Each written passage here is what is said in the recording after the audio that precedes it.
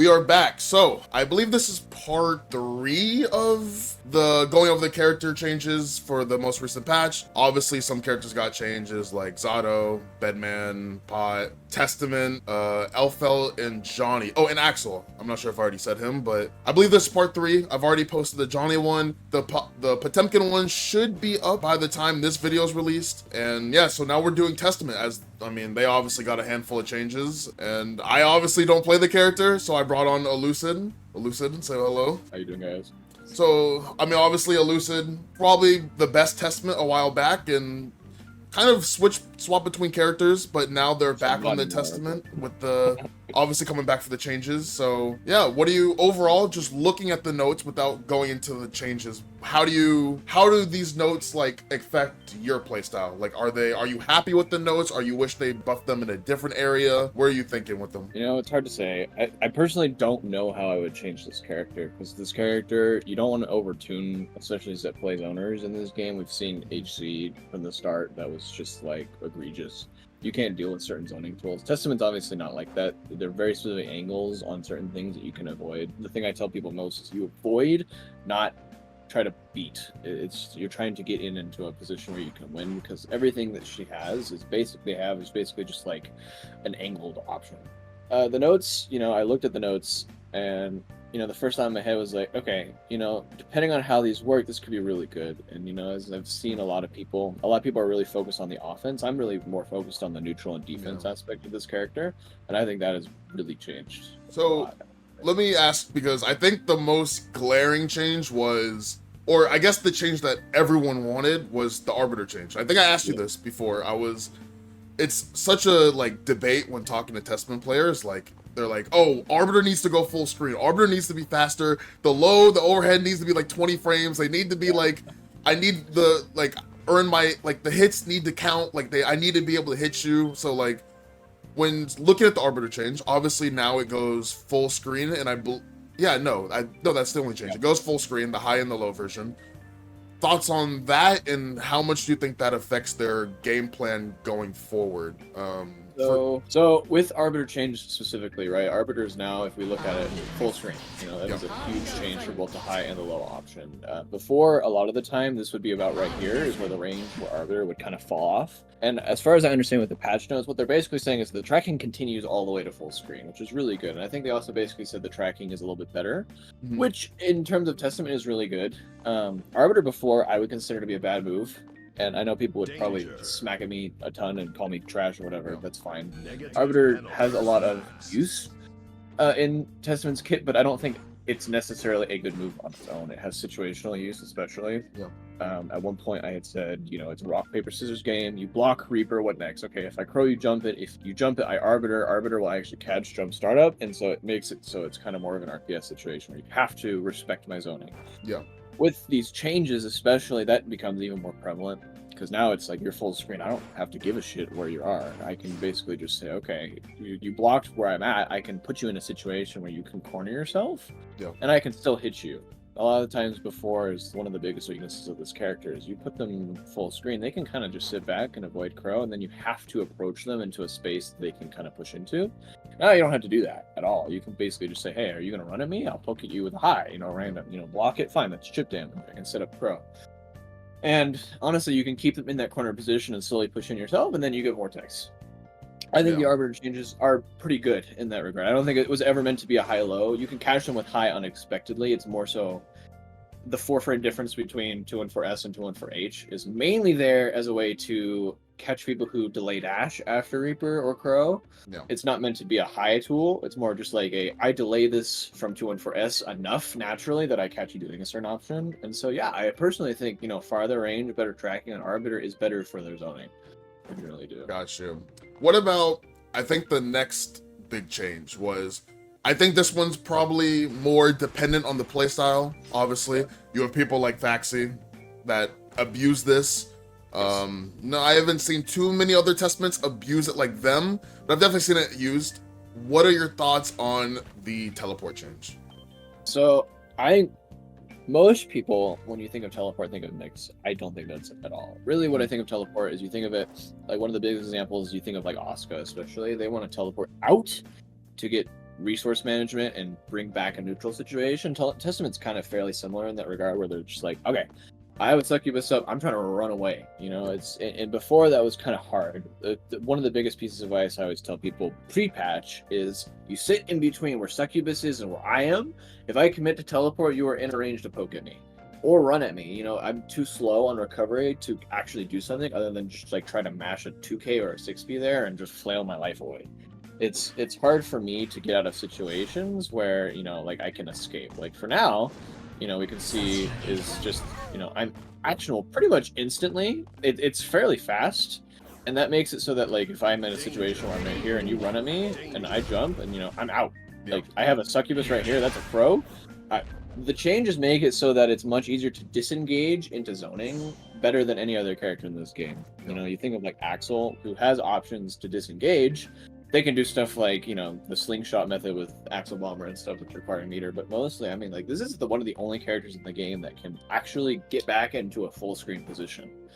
So that's really important. Yeah, I think and this is just me, but I think personally, combined with their backdash and their normals, like specifically the far slash for how, obviously for how far goes the keep out, and their backdash is crazy, right? Like, it's hard to catch this character.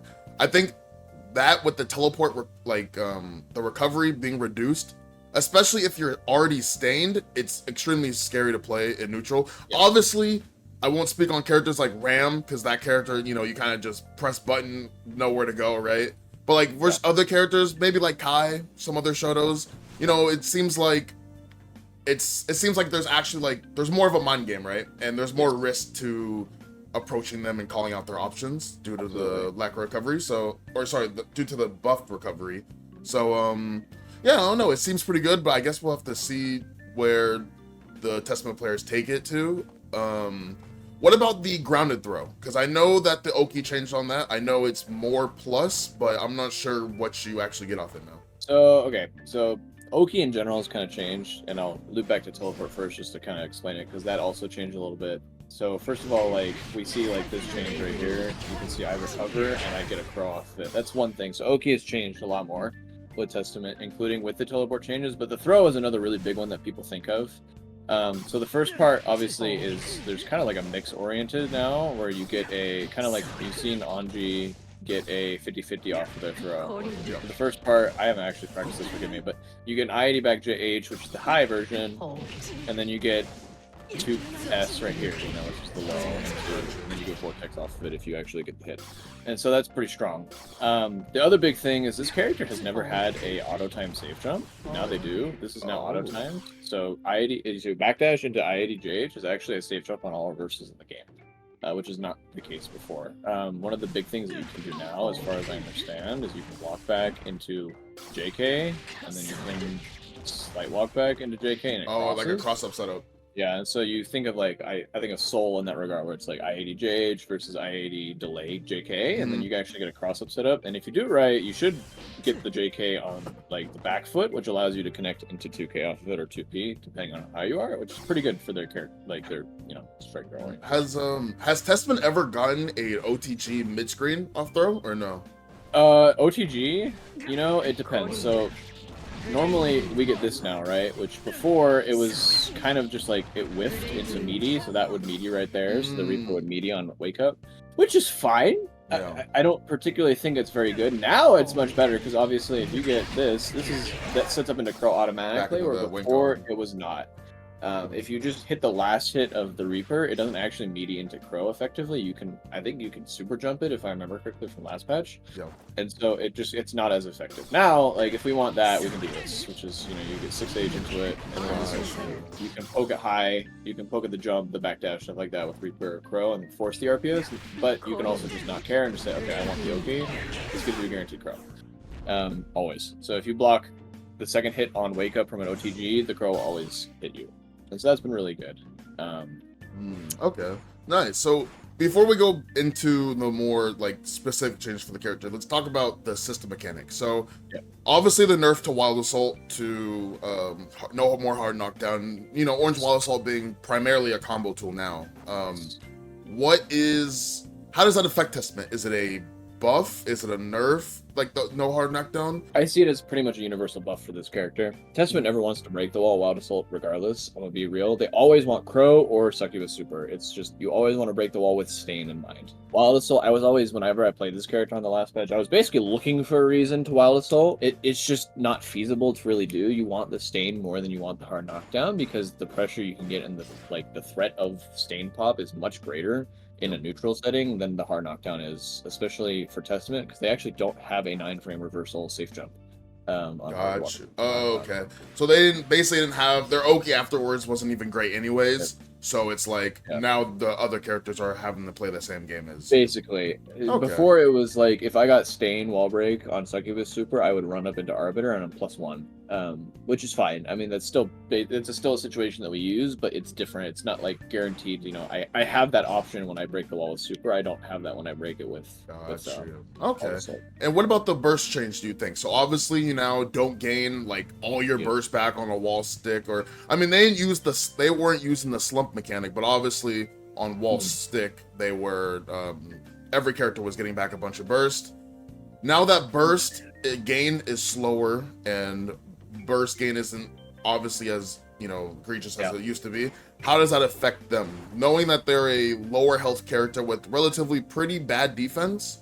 Yes, but at the same time it's also their stuff won't get as burst. Is it like a kind of the same? Is it a buff? Is it I have a hard time saying it's a buff or nerf. I think it's too soon to generally see how that's going to affect their gameplay. I would say it's a net even. Gotcha. It's hard to say just because, right, you don't gain his burst as heavily as Testament, which for her, for them is, is not as impactful as, like, not having that burst is pretty bad. You want to have the burst because it gets you off of your opponent, because deflect shield is one of our only ways of, quote unquote, safely avoiding certain things. We have burst to get off of combos and stuff like that. And because they have such a low health deficit compared to a lot of other characters, that burst is a lot more impactful. But, at the same time, there's a lot of universal changes. I assume we're going to talk about the Wild Assault changes, but, to kind of brush on that already is, not having Wild Assault against Testament is pretty good. Most of the time you're in a range where we're like right here, right? Like I'm poking from far slash, you're poking from far slash. If you don't have the burst to Wild Assault me on a far slash poke, we're still in a neutral situation, right? You could fireball me, but I could 2k, I could 6p, I could jump, I can ID back Reaper, I can avoid it.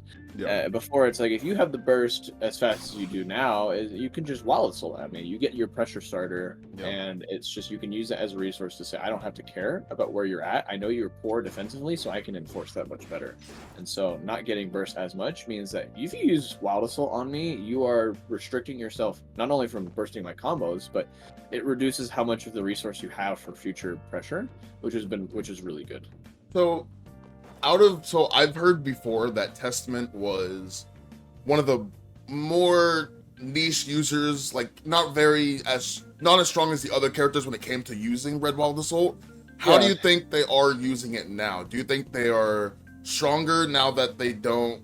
I mean, like you said, they kind of like ABBA, right? They don't really use they want to do a certain wall break, right? ABBA obviously wants to break the wall with their key, like the key command, the hit grab. Like you said, Testament wants to use Stain. So do you think they're more in line with the other characters when it comes to using Orange Wild Assault now?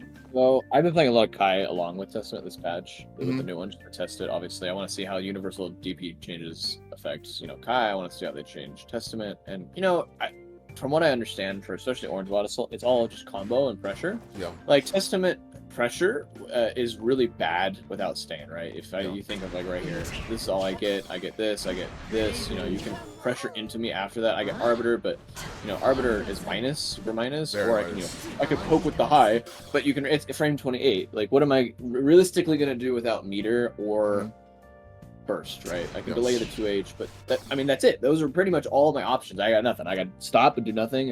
I just have a really poor situation without Stain. And people kind of forget that this character, frame data wise, is not that good.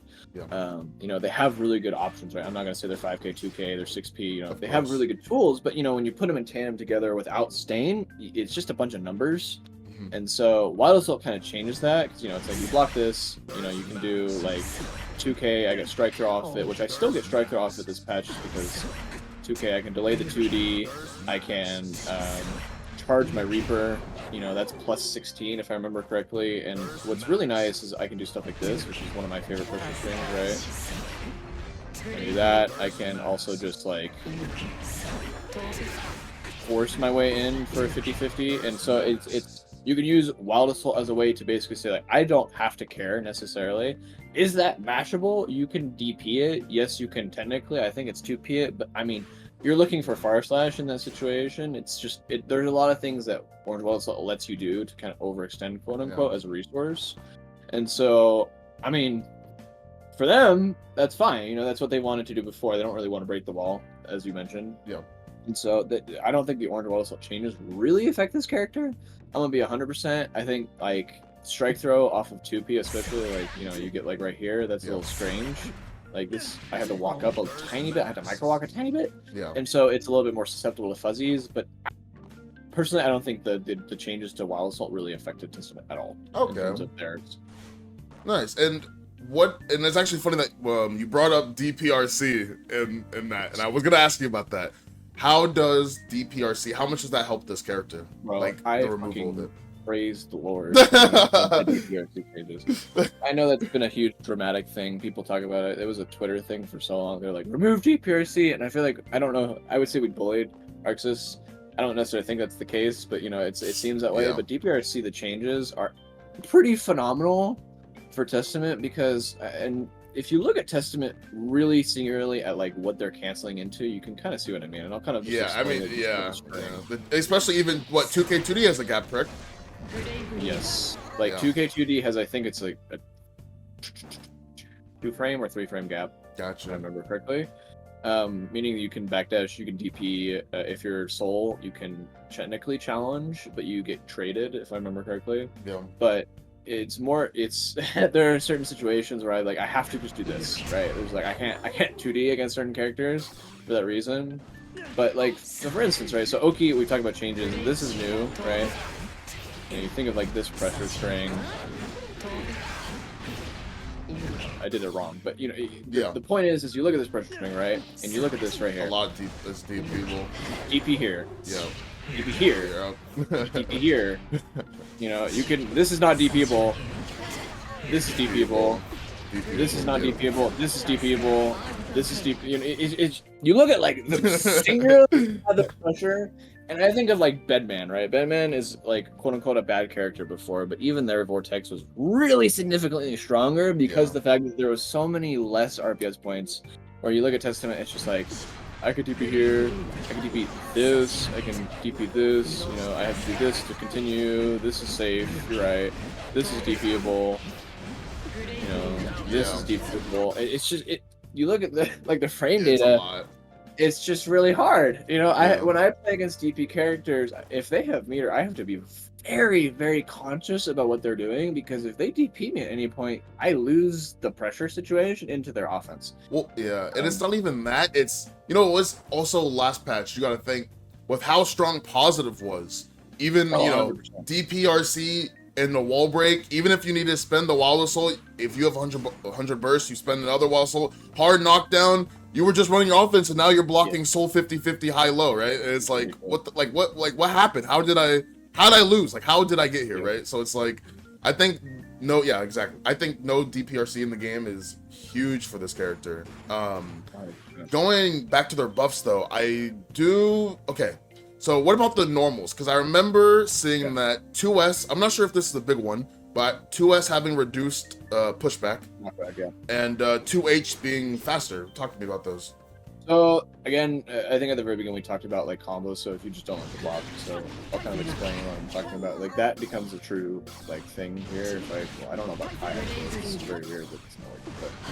But like if you think of like loops here, you can kind of just loop situations. Okay. Obviously, I haven't practiced a lot of the combos, so forgive me. I know none of those are optimal. But what it does give you is 2H loops. Because of the vacuum, it allows you to pressure into combos that you don't normally get otherwise. And that's, I mean, first of all, it's really good, especially on just like non-counter hits. We look at like Bedman. Bedman gets a non-counter hit combo now into, I think it's into his forgive me, I don't know any of Bedman's notation, but it's basically the bomb. Right? Air XC, whatever, yeah. So they get routes into that. Testament gets routes into 2H into loops, which is much more damage than previously possible. Like, for some reason, I actually don't know why Kai doesn't get hit by here, but you know, like before we got this, that's great, you know, and then now you get loop, which do a lot more damage. Which is really good for their character. The 2H change especially is really good for characters against, like, you know, we have Kai right here, and I'll kind of explain why. So, like, full screen, for instance, right? If I were to Reaper right here, and you were to stun Nipper, and I Crow, you actually avoid it. So I'll kind of explain. So, you block it, you can avoid the Crow, you get a hard knockdown, right? Well, a soft knockdown. And if you have a meter, you break the wall, you know, as a Kai player. Now, it's like, I can 2H here, you block the Reaper, and then die, basically, you know? And that's really good. And 2H being faster makes that much easier. Before, it was kind of based on distance. I don't know how much it's going to affect a lot of these characters, but you think of like Kai, Soul, Leo, who have burst options, and like Leo has 2D, Kai has Stun Dipper, Soul has Vortex. There are ways to avoid Crow that these characters have that people use that 2H is pretty good at dealing with. It's also really good against preemptive characters. Like I see like Tempest. Tempest loves to throw out Leo 2S in neutral. Especially, it's a very good normal, right? You block it and you're -2, that's fantastic. It's really good against those low crushing normals, because I mean, if you look at it, it's just the hitbox is so active for so long that if you poke at me like that, you explode, right? And I'm pretty much at a safe distance where it doesn't really matter what that does. And so I've been a firm believer of 2H ever since they buffed it in season 1.5, season 2. Sinfu Kai loves this move to death, which I am totally in agreement with. People don't understand it, but I'm gonna be honest, it saves a lot of these matchups against the Shotos, especially. And it's just, I mean, it's just a good move. It doesn't, like, so you just block for me, I'll show you what I mean. So, like, people think of like this is kind of what people think of when 2H, which that is very, very fake and very, very condition heavy. You know, we get stuff like this, but that's DPable if I delay it, if I want to frame trap you. And so it's just like 2H itself is not necessarily a good pressure tool, but it is a very good, you see, like that's whip punishes. Like, it's just a very good neutral preemptive tool that they have changed to be faster now, and that's just really good. Like, it's just low recovery, low whiff. Like, if I whiff it, fine. I don't necessarily very care. Active, good at catching guys at boxes. I just not care. You know, and so for them to buff it, that's actually pretty good for the neutral. The other change that they did was this 2S change. So before 2S had a big change where, like, in neutral and pressure, like this would, a lot of times if you would FD, and I'll kind of just like show you, this would kind of whiff. The second hit, the first hit would whiff pretty much entirely. Gotcha. And so if you have dash momentum, you can still do it, right, where you get the first hit. And then if you don't have dash momentum, if you FD, it should whiff, as far as I know. But it still catches enough to push you back. The 2S change is mainly good for Vortex, I'll be honest. I'll kind of explain if I show you, like, I'm just going to set this up in position, right? From here, this no longer has to be microdash. Oh, I see. So before, if you FD the entire string, I had to microdash at you or microwalk forward into the far slash, which you can deal with better. It's less ambiguous now.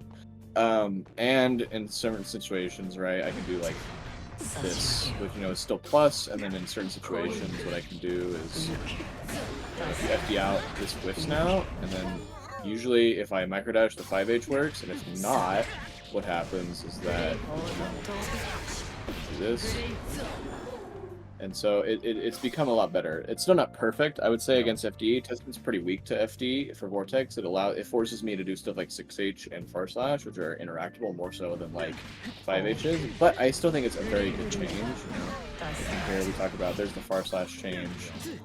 Another big one, obviously, is like this right here. That's a strike throw situation off of 2S now, and so it's just it's not a huge change, but it's a notable change for me personally, because I like using 2S and pressure, especially in Vortex and just normally. Like, if you just block normally, you know, this normally pushes you out pretty dang far, you know, beforehand. Now it's just like, great. I'm plus enough that I can still do that pretty effectively. And is it a huge change? No. Is it even really noticeable? Not unless you're really looking for it. But it does change this, especially, you know. And so it's in the right direction for what I think they want to do with the character, which I think is great. So after looking at all the notes, it seems more like Testament. They're dialing down on making Testament the true zoner of like the game, right? They're dialing obviously the runaway, the backdash, you know, the way that they use their normals, the you know, helping them get better pressure when they get you to the corner, obviously with the reduced 2S, the Grave Reaper change. It seems like they're going away, or not even going away. It seems like they don't want to enter the category of mixed character and keep them zoner, which I mean, I think is, for depending on how you play the character or the archetype of character you want to play, it's a very good change and you're happy, or you're like, dang, I wish I had mixed, right? So it's cool to see that you're happy with the changes. I'm sure a bunch of other people are. Does the character feel so like different, like to the point where you think their game plan would change, or do you think that it's still the same game plan but they're just able to run it easier?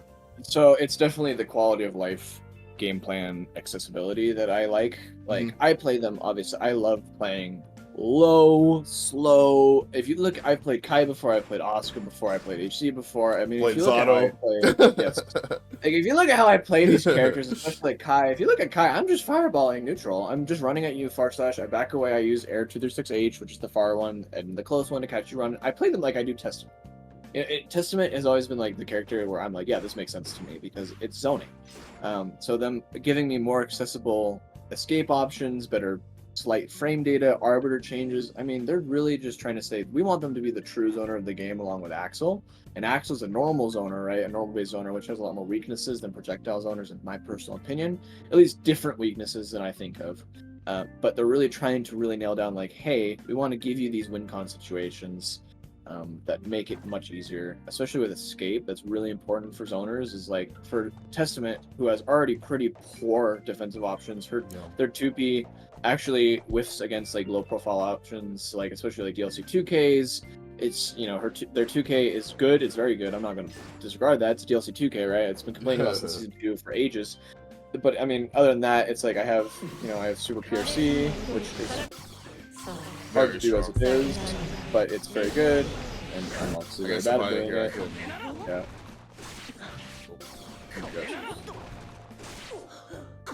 You're silly, bro.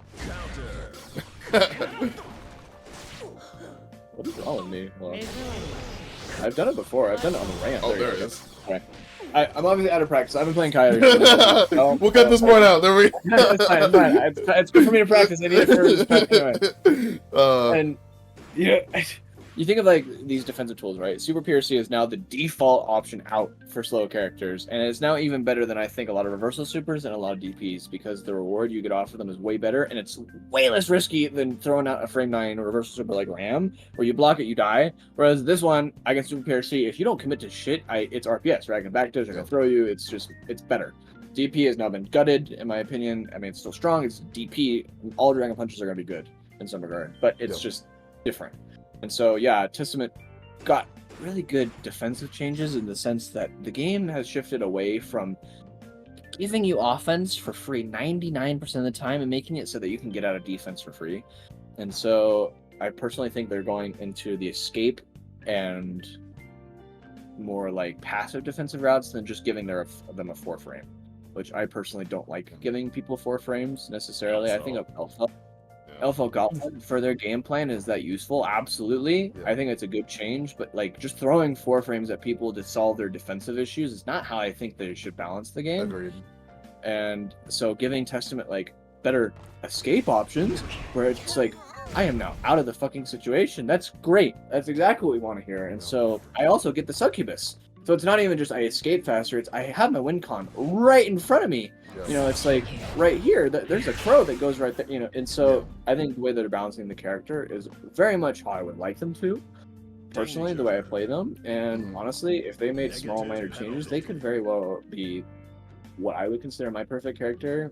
And so I think it's very interesting. What about, let me ask the question. So after these changes, and I know it's early, but off playing some of the matchups that you've played before with Testament, maybe some that would have felt bad but maybe feel better now, or just feeling how much more stable they are than before, where do you think you can see Testament off early impressions on a tier list? Like, would you like, do you think that they are relatively in the same place, or do you think maybe they're underrated? They, could win. Like, you know what? Let me rephrase. Instead of saying where they're on the tier list, do you think the character is closer to the tier where they can win? Okay. So before tier list wise, I'm going to say tier list because I'm so sorry, I'm going to flame for this. They were the most consistently placed bottom 3 character on any tier list I've ever seen. I've never seen a Japan tier list not place them that low. I've never seen an American or European tier list. They were always the bottom. Yep. And, tier list wise, where do I think they'll be? I don't think they'll change a huge amount. Like, we think of, like, the Sin treatment, right? Sin was, like, a really poor character for so long. They made these small key changes, and their entire game playing got 10 times easier. They got way better. They're now top tier, right? What I would consider to be top tier. Testament, mid tier. I don't think they'll be super, super strong. Is that okay? Absolutely. I think games that are pretty much dominated by the Zoner archetype are not fun. Yeah, I'm gonna be 100% honest because I don't like fighting zones. No one does. Yeah. Yeah, we think of like season 2 HC, season 1, around there where it was just that patch fun? Absolutely not. That patch sucked. And people have been like, these patches suck, and I'm like, this game has always sucked then because I have never once seen anybody not complain about how the game state has been, but they're moving in the right direction. And so, yes, I think it's fine that Testament's not going to be a high to top tier. That's fine. I don't need them to be. I just want them to win. Yeah. And I look at a lot of these matchups, especially against characters who have DPs, who have pretty stable neutral like Leo, Sol, and Kai. Testament bullies them way harder now than they did before, with the changes to how fast they get burst, to the changes to DP. It's a lot easier for me to bully these characters, where people before were like, this is a winning matchup for Testament, and I had to be like, no, it's even. I can just bully you better than other characters can. The Kai can still Fooder Arc over Grave Reaper. They can still Stun Dipper under my Crow. Leo can 2D. He gets his win con off of his fucking DP. It's just, before it was like you're scrounging for a reason to think it's even. Now I'm like, yeah, I could see Testament probably winning these matchups and like being what they want the game to be character wise for this character. I think one thing that people, just to clarify, when Elucid says mid tier, he's referring to a bunch of the characters, and this is how I think, a bunch of the characters in the game right now are in a place where obviously you have the top tiers, right? And then you probably have the characters that have a really high chance of winning, but then it's like everyone else is kind of like in this bubble, and it's a lot of characters, so it's not necessarily bad. Even if they're at the lower end of that bubble, they're still in line with like 10, 15, 20 other characters, right? 100%. So they are now playing the game where before they were with that fella Zato at the at the bottom. So it's I'm still gonna keep it 100%. I think everyone downplays to a certain extent. I'm about to get hated on by my Testament brethren. I think most Testament players are downplaying, or they don't play the character the way they're meant to be played, and they're focused way too hard on the offense that Strive has, rather than slow, reactive, neutral. That's why I am not the best Testament. I'm fully aware of that, but I was, at least at one point, a pretty respectable. The best, bro. That's what won me the games. It's slow, patient. I look at a lot of these people and I just see them it's swing. And were they playable before? Yes. I just generally think that now it's much easier to play into the win con that I was playing into, and it requires a little less work, a little less tight on the chest. Yes, I say they're mid-tier in that limbo, but they could be anywhere between the tall end and the bottom end. But there's so many good characters in this game right now that it's kind of hard to say. It's very hard. A lot of diverse characters as well. Everyone's doing a little something different. With the last thing I will ask you, obviously for anyone looking to find you, I will put your Discord on the screen. Yeah. But to wrap it up, any advice to someone that wants to play Testament? Obviously, like you said, they're not like Johnny, where their play style is completely different. So it's like they're learning the character. The best players are learning the character along with the newer players. But like you said, same game plan, but easier, and can do it more, can win more consistently. So anyone that wants to take on the task of learning this character, what is some piece of advice you have for them getting started? So first of all, I don't know how most people are comfortable with it. If my Discord's on the screen, please reach out. I don't care. Just DM me. Just say hi. You know, I do commissions. I get DMs all the time. If you want a mod commission, I'm gonna plug myself. That's fine. But Yes, sir. if you want to learn how to play a character, that's fine. I've gotten 21 DMs this week alone where they're just like, I feel like Testament's broken. I have to be like, hold on. But, you know, it's if you want to learn the character, that's great. Reach out. If you want to fight the character, fine. Reach out. That's great. If you want to learn the character, the steps that I take to playing this character are full screen, into Crow, into RPS on Arbiter, or away from dealing with Crow, which means using more charged Crow, and Arbiter stop jumps, into mid screen where you have Stain, where you can threaten them with Farsight, you can threaten them with run up 2k, where you naturally press them into the wall, and then it's Vortex. It's a 3-step game plan. We say 2-step, you know, the 2-step game plan is Reaper Crow, which is much more simple than saying we want them full screen, get the Stain, push them into the corner, have your fun. You know, it's a little simpler than that. And so if you want to learn the character, you can play them however you want. I think they have the tools where you can play them hyper aggressively if you want. I've seen Kazam, and I love Kazam to death, but they're far more aggressive than I ever was, and that's totally okay. Play them how you want. But at the end of the day, if you want to play the character the way that the game is trying to tell you to play the character, you have to play to Stain, and you have to play to escaping positions. You just have to. You have to play into your Vortex.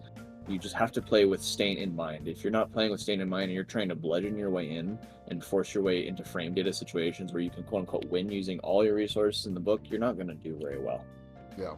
You have to just understand, Stain comes first, then the corner, and then the corners where you have some fun. And if you've seen me, I'm known as the Vortex guy. I have some really fun pressure strings that people for some reason can't figure out, which I will explain if people want to learn. But it's just, you have fun. So just enjoy it. They're a very fun character. I will be honest, they're not for everybody. They're boring for most, but I play Kai, and most people think he's the most white braid character to ever exist. And I find him very, very intriguing. So if you enjoy the character and you want to learn him, even if you're going to learn him for a week, I will still obviously help you. But that's how you do it. Play Stain, far range, play mid-screen with the threat of Stain, or, you know, if you don't have Stain, you proc it, you go back to trying to push your way them out, or you try to bring them into a place where you get hard knockdown, and then you go to the corner. That's it. There we go. And once again, I'll put his Discord, his socials, his Twitch for if he ever does come back to streaming, they'll be on the screen. And obviously, he does do mods, so I'll put some of his mods on the screen. Oh, you don't Make sure to. That was me being funny, but people like mods, it's great. Oh no, yeah. Go if you guys are interested in getting your own mod, especially a Testament mod, maybe go hit him up. I'll put his again, I'll put his Discord right there, so you guys can go hit him up. But yeah, no, thank you for stopping by, talking about Testament. I believe this will be the 3rd video, so yeah, thank you. And I'll leave it here, and everyone, thanks for watching. Thank you.